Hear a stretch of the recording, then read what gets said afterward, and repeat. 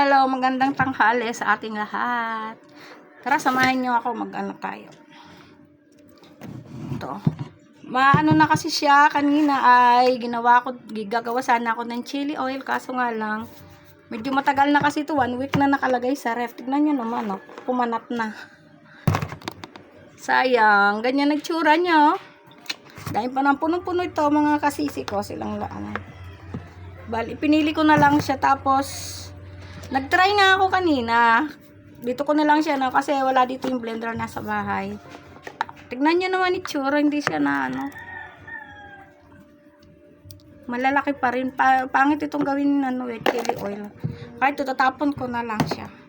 Kaya mas minabuti ko kaysa naman sa wala akong paglalagyan nito kasi masisira lang din ay ito, pipilian ko na lang tapos tininin. Ilalagay ko dito, oh, gagawin kong suka. O, di ba? Suka na may sili. Ilalagay ko dito lahat. Sino nakarelate nito? Mga taga-probinsya baga. Abay, sili nga ni. Lagyan natin ng suka. Ito, masarap ito pang ano natin sa tuyo. Tuyo nga ni. Ah, di ba? Mayroon kang tuyo. Lagyan ko lang ito ng ano yung ano, yung suka ba na ano. Sabi sa amin is kabasi. Kulay white ng sili. Ang laki kasi, mauubos ba natin tong lahat?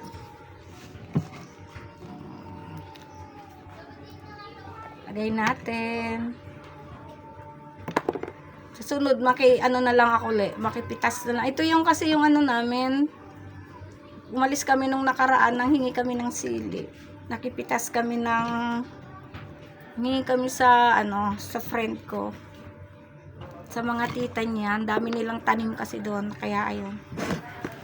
Nakalibre na naman ng lola nyo ng sili. Marami nga pala ako nahihingi doon, ano. Siyempre, kinakapalan ko na rin ang mukha ko, di ba? Minsan lang tayo makahingi din pa natin kapalan ng mukha natin. Pati kamatis, sili, kalamansi, at kung ano pa yung makikita natin doon, pwede na natin hingin. Kasi minsan lang naman yun eh. Diba? Sabi nila, ang minsan ay nagiging madalas.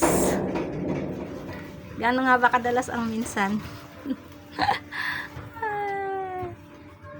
Pero mahirap abusuhin, ano. Kasi pag nainis na't nagalit na't nagsawa, nahuyo ka na. Yan, oh, madami siya. Lalagyan ko siya ng suka. Lalagyan ko siya ng asin. Tapos lagyan natin siya ng suka. Tapos lagyan natin ng ano, sibuyas, bawang, paminta para masarap. Sa konting asukal para hindi siya gaanong maanghang ba.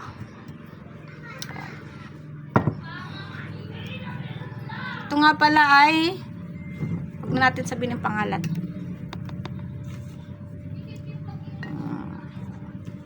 Hiningi ko lang ito sa kapitbahay yung bote, ah. At hindi ko to kayang inumin. Talagang pag ininom mo ito, eh, sabi mo, bagsak ka. Bukas ka pa magigising. Marami pa nga pala to. Ano, pipilian ko na lang siya kasi sayang din naman kung itatapon, di ba? Mura na kasi ang sili ngayon. Dati sobrang mahal ng sili.